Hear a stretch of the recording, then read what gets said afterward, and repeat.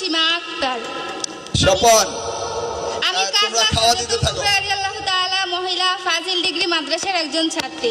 আপনার কাছে আমার প্রশ্ন হচ্ছে, চাকরি করতে যদি আমাদের কম্পিউটার শিক্ষা লাগে, তাহলে আমাদেরকে কেন স্কুল কলেজ থেকে বাস্তবমুখী শিক্ষা না দিয়ে, কম্পিউটার শিক্ষা না দিয়ে আমাদেরকে কেন নবাব সিরাজউদ্দৌলার কাহিনী পড়তে হয়, কেন উনি কবে মারা গেছে এগুলা পড়তে হয়? আর আমার প্রশ্ন হচ্ছে, চাকরি করতে যদি আমাদের কম্পিউটার শিক্ষা লাগে, তাহলে স্কুল কলেজ থেকে কেন আমাদের কম্পিউটার শিক্ষা দিচ্ছে না?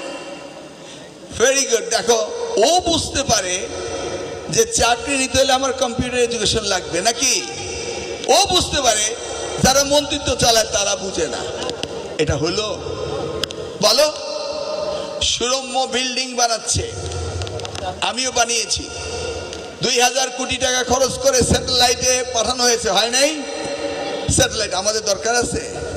ওই স্যাটেলাইট কি আমাদের জন্য ব্যবহার হয়? হয় না। তাহলে ওর প্রশ্নের উত্তর দিবে কে? দিবে আমরা, যারা প্রতিনিধিত্ব করি নাকি।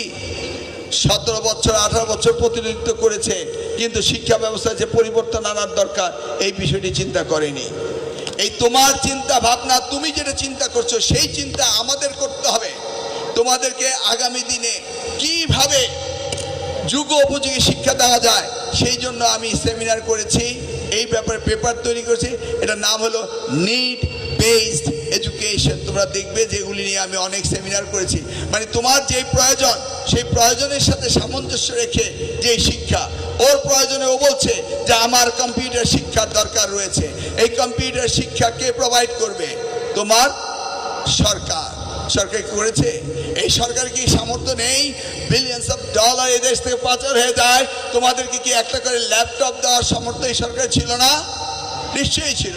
ল্যাপটপ তো আর এত দামি জিনিস না, দেওয়া উচিত ছিল। প্রত্যেকটি ছাত্রীর হাতে ল্যাপটপ, প্রত্যেকটি স্কুলে ইন্টারনেট কানেকশন থাকতে হবে।